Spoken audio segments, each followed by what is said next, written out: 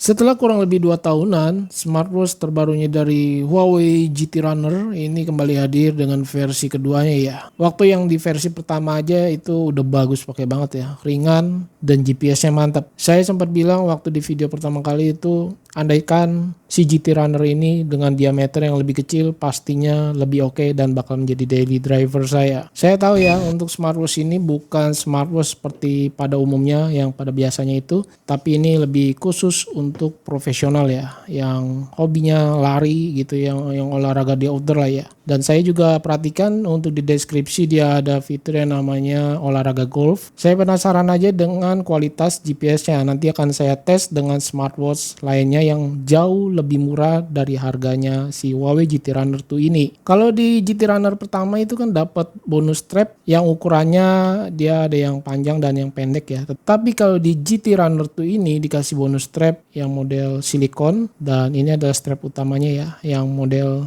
nilon. Nanti saya akan bahas untuk kualitas strapnya. Dan yang saya pakai strapnya kali ini untuk daily adalah yang model rubber aja ya. Dari segi desain ini terlihat berbeda banget dengan seri GT Runner yang pertama ya. Jauh lebih kecil dan saya merasa cocok aja di pergelangan tangan saya yang kecil. Walaupun memang kalau terlihat lak tulaknya nih lumayan agak besar ya. Kalau saya ukur untuk dia punya lak tulak ada di 50 mm lebih nih, nggak nyampe 51 mm. Untuk diameternya lebar case-nya ini ada di 44 mm ya. Sedangkan ketebalannya mirip-mirip seperti GT Runner yang pertama nih 13 mm. Kalau yang GT Runner pertama itu kayaknya lebih tebal deh. Nanti link full video lengkap GT Runner yang pertama saya sisipkan di kolom deskripsi. Untuk strap ukurannya dia lebih kecil ya, dia 20 mm, sedangkan GT Runner yang pertama itu 22 mm. Jadi kalau kamu punya strap yang ukurannya 20 mm seperti si Amazfit ini bisa dipakai di versinya smartwatch GT Runner 2 ini ya. Untuk case dia menggunakan sudah titanium alloy ya. Ini yang berasanya cukup amat ringan, pakai banget. Kalau saya timbang untuk smartwatchnya aja di 34,8 gram. Dengan strap rubbernya ada di 54,6 gram. Kurang lebih mirip seperti GT Runner pertama. Tapi kalau saya timbang dengan strap model nilonnya ini lebih ringan di 43,9 gram aja. Nggak nyampe 50 gram. Untuk display kaca yang dipakai ini memakai dari Huawei sendiri ya. Bukan Gorilla Glass tetapi Kunlun Glass generasi kedua. Wow, itu ada generasinya lagi, keren bener ya. Kalau saya tes menggunakan alat ya, ini untuk Safir sih sebenarnya, layar Safir ya. Ini saya coba tes di bagian layarnya. Ini sama sekali nggak naik ya. Kalau saya perhatikan, saya nggak berani tekan lebih dalam karena takut rusak dia punya layar. Walaupun tertulisnya dia memakai Kunlun Glass generasi kedua. Kalau smartwatch yang si Samsung ini saya coba tes. Nah ini dia langsung naik tuh guys. Dia memakai Safir ya ini ya. Jadi si Kunlun Glass ini di alat Diamond Selector ini tidak terbaca ya. Lanjut, ukuran layarnya ini boleh dibilang lebih kecil dibandingkan pendahulunya si Huawei GT Runner pertama ya. Dia ukurannya nih 1,32 inch, sedangkan yang GT Runner pertama itu lebih besar. Untuk kecerahan brightness maksimalnya ini bisa sampai 3000 nits. Untuk di outdoor saya tes ini benar-benar bisa terlihat dengan jelas. Kalau dari segi UI saya melihat ini nggak ada perubahan dari Huawei sendiri ya. Masih terlihat sama. Untuk di tampilan menu sendiri juga terlihat sama, dia memakai dua tampilan UI seperti ini. Lalu crown button cukup presisi, ada getaran halus,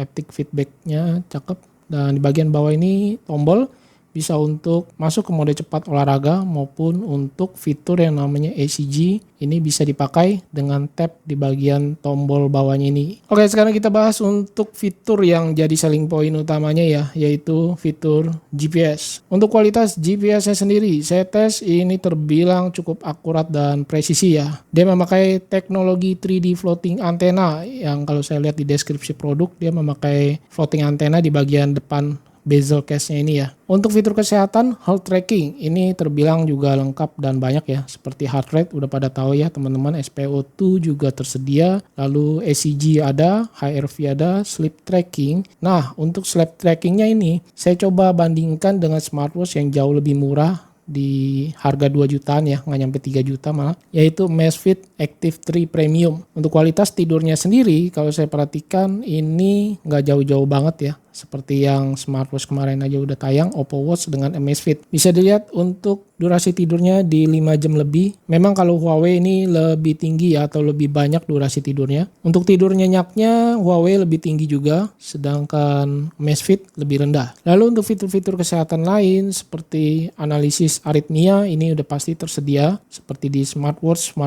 Huawei sebelumnya. Kemudian ini ada adaptasi ketinggian. Deteksi kekakuan arteri juga ada, mirip seperti di ECG, harus di tap atau ditahan tombol yang bagian bawah ini ya. Temperatur suhu atau temperatur body ini tersedia. Untuk fitur outdoornya sendiri ini udah pasti tersedia ya, barometer, altimeter, dan juga kompas ini ada tersedia. Untuk daya tahan baterainya bagaimana nih? Smartwatch ini kan lebih kecil dibandingkan GT Runner yang pertama ya. Selama pemakaian saya kurang lebih 1 hari lebih, sama hari ini sih 2 harian deh. Menurut saya untuk kualitas baterainya ini terbilang irit ya. Dayanya ini ketika saya pakai 1 harian memang sih tanpa always on display. Tetapi untuk fitur GPS-nya ini saya sering gunakan ya untuk kegiatan di outdoor, untuk mengetes kalian. Selama 1 harian saya pakai atau saya gunakan di bawah tidur juga, itu turunnya sekitar 20%. Dengan catatan always on display saya tidak aktifkan ya. Sesekali aja maksudnya, enggak 1 harian full. Saya merasa mungkin smartwatch ini didukung dengan baterai yang cukup lumayan besar kapasitasnya ya, di 500 mAh lebih ya kalau saya lihat di deskripsi produk. Dan memori internal penyimpanannya ini mencapai 64 GB.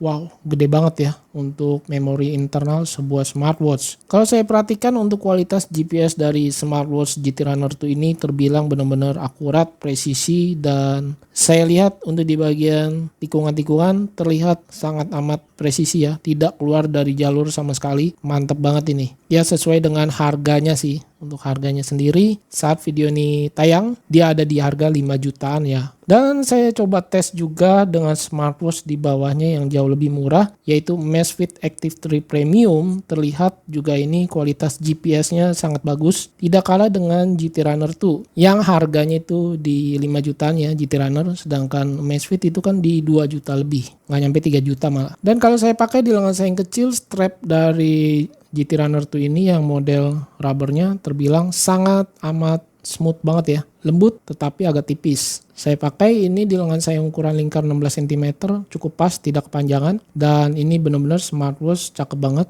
di pergelangan tangan saya yang kecil. Untuk raise to wake-nya sangat amat lancar, responsif, bisa dilihat ya diameternya pas banget di lengan saya, tidak terlalu besar. Oke, saya juga penasaran sih, ini langsung aja saya bandingkan dengan smartwatch dari Amazfit Active 3 Premium yang layarnya sudah memakai safir ya. Nah, untuk safir sendiri dia terbaca nih.